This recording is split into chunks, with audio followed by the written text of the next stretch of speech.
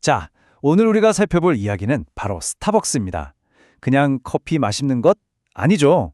오늘은 투자자의 눈으로 스타벅스를 한번 제대로 파헤쳐 보려고 합니다. 질문은 이거예요. 예전에 그 감성을 다 잃어버린 것 같은데 과연 새로운 리더가 와서 이 거대한 커피 제국을 되살릴 수 있을까요? 그리고 더 중요한 건 우리 돈을 여기에 걸어봐도 괜찮을까요? 바로 이 그림이 지금 스타벅스가 처한 상황을 아주 적나라하게 보여주죠. 왼쪽은 우리가 꿈꾸던 스타벅스, 바로 그 제3의 공간이고요. 근데 오른쪽 현실은 어때요? 정신없고 시끄럽고 꼭 무슨 음료 공장 같잖아요. 도대체 어쩌다 이렇게 된 걸까요? 지금부터 그 얘기를 좀 해볼게요. 현재를 제대로 알려면 당연히 과거부터 돌아봐야겠죠? 스타벅스를 지금의 제국으로 만든 그 강력한 아이디어, 거기서부터 시작해보겠습니다. 모든 건 하워드 슐츠라는 한 사람의 이탈리아 밀라노 여행에서 시작됐어요. 거기서 받은 영감으로 그냥 원두 가게였던 스타벅스를 집과 직장, 그 사이 아주 편안한 제3의 공간으로 탈바꿈시킨 거죠. 이건 뭐 거의 전설이죠.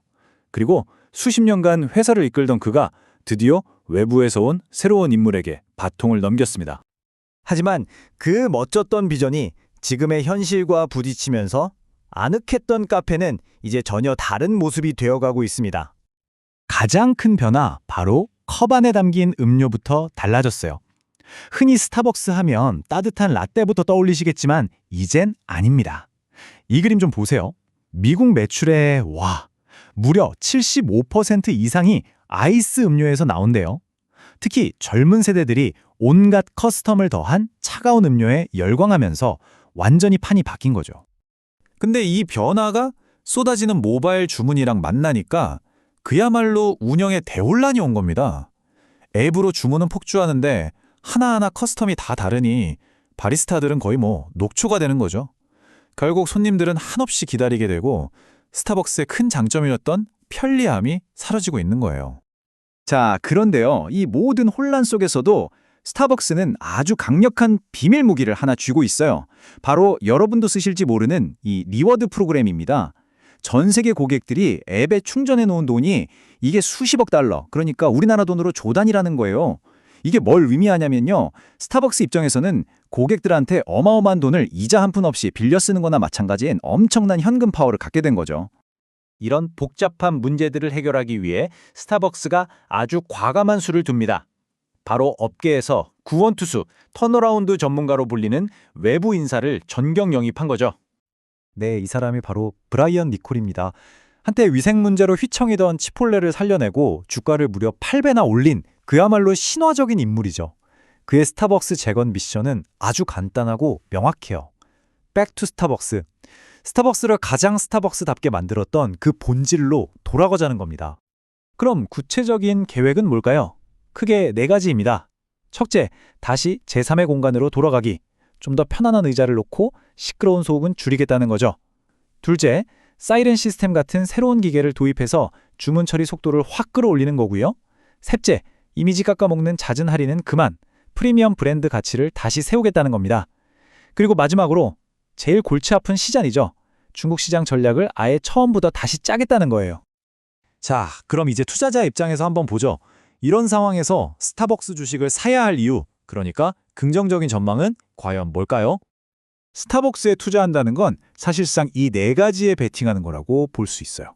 첫 번째, 손대는 것마다 성공시킨 브라이언 니콜, 이 사람의 능력에 거는 거죠. 두 번째는 뭐니 해도 스타벅스라는 이 막강한 브랜드 파워, 경쟁자들이 쉽게 넘볼 수 없는 성벽 같은 거죠. 세 번째는 가격 결정력입니다. 원가가 올라도 커피값을 올릴 수 있는 힘이요. 그리고 마지막으로 주주들에게 꾸준히 배당금을 늘려줬던 아주 착실한 과거 기록입니다. 물론 좋은 얘기만 있을 순 없겠죠. 모든 투자에는 리스크가 따르니까요. 이제부터는 우리가 신중하게 살펴봐야 할 부분들, 동전의 뒷면을 한번 보겠습니다. 가장 큰 걱정거리는 바로 중국입니다. 스타벅스한테는 두 번째로 큰 시장이거든요. 근데 여기서 루이싱 커피 같은 토종 브랜드들이 엄청난 가격 경쟁을 벌이고 있어요. 거기다 중국 경제 자체도 예전 같지 않고요. 자칫하면 이 중요한 성장 동력이 그냥 꺼져버릴 수도 있는 거죠. 이것뿐만이 아닙니다. 사실 이 정도 규모의 회사를 뜯어고치는 건 정말 보통 일이 아니거든요. 몇 년이 걸릴지도 모르고 실패할 수도 있죠. 또 최근 점점 거세지는 노조 설립 움직임도 인건비 부담으로 작용할 수 있고요. 만약에라도 경기가 정말 안 좋아지면 글쎄요, 6달러짜리 라떼 한 잔도 부담스러워지는 날이 올 수 있으니까요. 자, 그럼 이제 정리를 좀 해봐야겠습니다. 스타벅스의 이상과 지금의 어지러운 현실, 그리고 구원투수와 수많은 위험 요소들까지 다 살펴봤습니다. 투자자인 우리는 이 모든 걸 종합해서 어떤 결정을 내려야 할까요?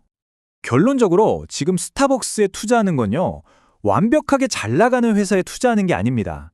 말 그대로 하나의 부활 스토리에 돈을 거는 거죠.